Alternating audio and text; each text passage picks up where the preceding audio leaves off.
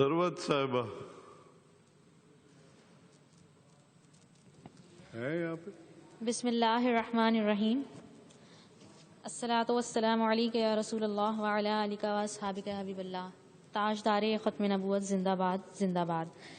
جناب اسپیکر صاحب، میں آپ کی شکر گزار ہوں کہ آپ نے مجھے بجٹ 2020-21 پر بات کرنے کا موقع فراہم کیا.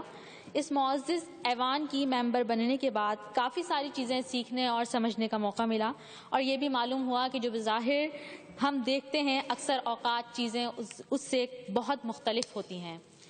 جناب اسپیکر صاحب، سب سے پہلے میں ایس ڈی جیز پر بات کروں گی. ایس ڈی جیز پر کام کرنا بطور ریاست ہماری ذمہ داری ہے. سندھ صوبہ قوانین بنانے میں سب سے آگے نظر آتا ہے، لیکن ان قوانین پر عمل درآمد نہ ہونے کے برابر ہے. ایس ڈی جیز گول 16 حکومتوں کی شفافیت اور احتساب کے متعلق ہے، جس کے ذریعے صوبے کی شہری تمام محکمے سے معلومات حاصل کرنے کا حق رکھتے ہیں. جناب اسپیکر، 13 مارچ 2017 کو اس صوبے کی نمائندہ اسمبلی نے سندھ شفافیت اور معلومات تک رسائی کا قانون 2016 پاس کیا، لیکن حیران کن بات یہ ہے کہ اس اہم قانون پر عمل درآمد نہ کروا کر حکومت سندھ اپنے ہی بتائے ہوئے قانون کی خلاف ورزی کر رہی ہے. اور میں وزیر اعلیٰ سندھ کی یاد دہانی کے لیے یہ بتا دوں کہ جب 2008 میں پیپلز پارٹی کے وزیر اعظم یوسف رضا گیلانی صاحب نے قومی اسمبلی میں خطاب کیا تھا تو انہوں نے یہ وعدہ کیا تھا کہ ہم ایسا قانون متعارف کرائیں گے جس سے بدعنوانی اور کرپشن کو عوامی دباؤ کے ذریعے روکنا ممکن ہوگا. شاید آج وہ یہ بات بھول چکے ہیں. بہرحال اس سال کے بجٹ میں 55 ملین روپے سندھ انفارمیشن کمیشن کے لیے مختص تو کر لیے ہیں. اللہ کرے کہ یہ رقم بھی پچھلے سال کی طرح صرف کاغذات تک محدود نہ رہے، بلکہ عملی طور پر بھی کچھ ہوتا ہوا نظر آئے. جناب اسپیکر، ایجوکیشن کے بجٹ کے حوالے سے بات کروں گی کہ سندھ گورنمنٹ نے ایجوکیشن کے بجٹ میں 2020 اور 2021 میں 10% اضافہ کیا ہے. ایجوکیشن کا بجٹ بڑھایا تو جا رہا ہے، لیکن اس کے ساتھ ساتھ دن بدن تعلیمی معیار بھی گرتا جا رہا ہے. جناب اسپیکر، لیاری میں محترمہ بے نظیر بھٹو میڈیکل کالج کی تعمیرات کا کام تکمیل کے مرحلے میں ہے، لیکن گزشتہ برس سے مختص کی گئی رقم جاری نہیں کی جا رہی ہے. اگر لیاری میں موجود بے نظیر بھٹو کے نام پر قائم ادارے کے ساتھ آپ کا رویہ یہ ہے تو باقی کیا بہتری کی امید کی جا سکتی ہے. جناب اسپیکر، اندرون سندھ کی بات تو رہنے دیجئے، کیونکہ اندرون سندھ کی بات کروں گی تو اسکول کے نام پر فنڈز تو مختص کر دیے جاتے ہیں، لیکن اسکول ہی نہیں ہوتے، اور جہاں اسکول ہیں وہاں ٹیچر نہیں ہوتے. کراچی میں اگر ایجوکیشن منسٹر صاحب کے حلقے کو ہی دیکھ لیا جائے تو ان کے اپنے ہی حلقے کے اسکولوں کا حال میڈیا دکھا چکی ہے. اسکولوں میں تو جانور بندھے ہوئے ہیں. اگر لائنز ایریا کے اسکولوں میں دیکھا جائے تو کچھ اسکولوں میں فرنیچر نہیں ہے تو کچھ میں کسی میں پانی نہیں ہے. میں نے تو صرف 2 علاقوں کی نشاندہی کی ہے. کراچی میں گورنمنٹ اسکولوں اور کالجز کا حال اس سے بھی بدتر ہے. ہمارے ایجوکیشن منسٹر کو توفیق ہی نہیں ہوتی کہ پسماندہ علاقوں کے اسکولوں اور کالجز کے لیے ٹائم نکال کر وزٹ ہی کر لیں. اب میں تعلیمی نصاب کے بارے میں بات کروں گی کہ تعلیمی نصاب کے لیے میں سندھ گورنمنٹ سے مطالبہ کرتی ہوں کہ تعلیمی نصاب میں خاتم النبیین صلی اللہ علیہ وآلہ وسلم کی سیرت مبارکہ اور حضور اکرم صلی اللہ علیہ وسلم اور صحابہ اکرام نے جو جنگیں کفار کے خلاف لڑیں وہ واقعات سندھ ٹیکسٹ بکس میں شامل کیے جائیں. یہ ہمارے لیے بڑے شرم کی بات ہے کہ ہماری نسل کتابوں میں پڑھنے کے بجائے ترک ڈرامے میں دیکھ رہی ہے کہ سلطنت عثمانیہ کیسے قائم ہوئی. جناب اسپیکر، ہیلتھ بجٹ میں سندھ حکومت نے 2020-21 میں 16% اضافہ کر کے 132 بلین روپے مختص کیے ہیں. میں سندھ گورنمنٹ اور وفاقی گورنمنٹ کو آئینہ دکھاتے ہوئے وفاقی حکومت سے کہتی ہوں کہ سندھ گورنمنٹ نے بڑی مشکل سے 3 ہاسپٹلز کی کارکردگی کو کچھ بہتر کر دیا ہے، لیکن اس میں بھی امیر و غریب کا فرق واضح ہے، کیونکہ غریب کو اگر آپریشن کے لیے جانا ہو اور آپریشن کروانا ہو تو اس کو تاریخ پہ تاریخ ملتی رہتی ہے، اور جو امیر علاج کے لیے جاتا ہے اس سے بھاری رقم وصول کر کے فوری علاج کر دیا جاتا ہے۔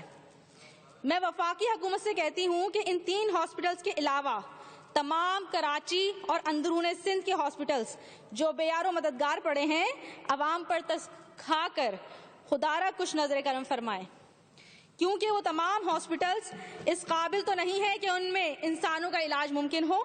کچھ فنڈ ان ہسپتالوں کا سندھ سرکار کی کرپشن کے نظر ہو جاتا ہے، اور باقی فنڈ جو بچتا ہے سندھ سرکار کے لگائے ملازمین کھا جاتے ہیں۔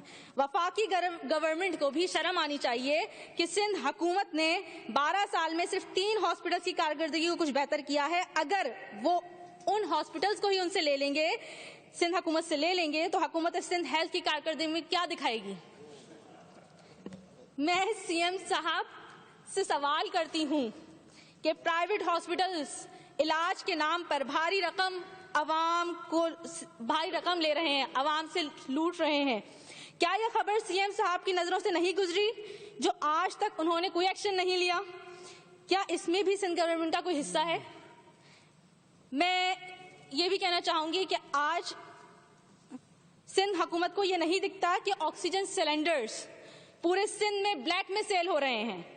سندھ گورنمنٹ اس پر بھی کوئی توجہ نہیں دیتی۔ کیا اس میں بھی سندھ گورنمنٹ کا کوئی حصہ ہے؟ میں نے 1 سال پہلے لائنزیریا کی ڈسپینسری کی نشاندہی کی تھی کہ عوام کے اس پر لاکھوں روپے لگے ہوئے ہیں، خدا را اس کو فنکشنل کیا جائے، لیکن عوام کا پیسہ ضائع ہونے سے بچا لیں، لیکن سندھ گورنمنٹ نے اس پر بھی کوئی توجہ نہیں دی۔ جناب اسپیکر، اس بجٹ کے مطابق تعمیرات اور انفراسٹرکچر کے لیے 4.6 بلین روپے مختص کیے گئے ہیں، 4.06 روپے مختص کیے گئے ہیں۔ بڑے افسوس کی بات ہے کراچی جو سندھ کے بجٹ میں تقریباً 90% کنٹریبیوٹ کرتا ہے، اس کے لیے کوئی نیا میگا پروجیکٹ نہیں رکھا گیا۔ کراچی اور اندرون سندھ میں گورنمنٹ کی اربوں خربوں کی زمینیں قبضہ ہو رہی ہیں، کیا سندھ گورنمنٹ کو دکھائی نہیں دیتی؟ سالوں سے سندھ بلڈنگ کنٹرول اتھارٹی نے لوگوں سے لاکھوں روپے رشوت لے کر غیر قانونی عمارتیں بنانے کی اجازت دی۔ جن لوگوں نے اپنی زندگی کی جمع پونجی لگا کر وہ عمارتیں خریدی، آج انہیں کہا جاتا ہے یہ غیر قانونی عمارتیں ہیں۔ میں سندھ گورنمنٹ سے سوال کرتی ہوں کہ جب SBCA نے یہ غیر قانونی عمارتیں بنانے کی اجازت دی تو اس وقت ایکشن کیوں نہیں لیا اس کے خلاف؟ خدارا ان عمارتوں میں رہنے والی غریب عوام کے ساتھ انصاف کرتے ہوئے متبادل رہائش دی جائے۔ آج سندھ بلڈنگ کنٹرول اتھارٹی کے مطابق کراچی میں 400 عمارتیں مخدوش قرار دی گئی ہیں، جس میں 50 عمارتیں ہیریٹیج ہیں۔ سی ایم صاحب اور منسٹر ورکس اینڈ سروسز کو توجہ دلاتی ہوں کہ کراچی میں یہ گزشتہ 6 ماہ میں 3 عمارتیں زمین بوس ہوئی ہیں، جس میں لوگوں کا مالی اور جانی نقصان ہوا ہے۔ ابھی تک ان متاثرین کے لیے کوئی متبادل رہائش کا کوئی بندوبست نہیں کیا گیا ہے۔ حادثے کے بعد تحقیقاتی کمیٹیاں بنا دی جاتی ہیں، نتیجہ کوئی نہیں نکلتا۔ کراچی میں مخدوش عمارتوں کو سندھ گورنمنٹ خالی کرنے کا نوٹس تو دے دیتی ہے، لیکن 12 سال سے آج تک سندھ گورنمنٹ نے ان مخدوش عمارتوں کے رہائشیوں کے لیے متبادل جگہ فراہم نہیں کی۔ میں سی ایم صاحب اور منسٹر ورکس اینڈ سروسز سے مطالبہ کرتی ہوں کہ مخدوش عمارتوں کے رہائشیوں کو متبادل جگہ فراہم کرنے کے لیے بجٹ میں رقم مختص کی جائے۔ میں ٹرانسپورٹ کے حوالے سے بات کروں گی جناب اسپیکر صاحب۔ صوبے بھر میں آج عام لوگوں کی سفری سہولیات کا جائزہ لیا جائے تو ہم بطور صوبہ بہت پیچھے رہ گئے ہیں۔ 12 سال سے پیپلز پارٹی کی حکومت ہے صوبے سندھ میں، لیکن آج تک عوام کے ریلیف کے لیے ایک بس تک نہ دے سکی۔ تو خدارا عوام کے پیسے کو صحیح طریقے سے یوٹیلائز کر کے ان کو بس ٹرانسپورٹ کی سہولت فراہم کی جائے کہ جس طرح کہ ان کی مشکلات کو حل کیا جائے۔ ہم اپوزیشن میں بیٹھ کر چاہے جتنا بھی سندھ گورنمنٹ کو شرم دلا لیں، سندھ گورنمنٹ کو شرم تو آتی نہیں ہے۔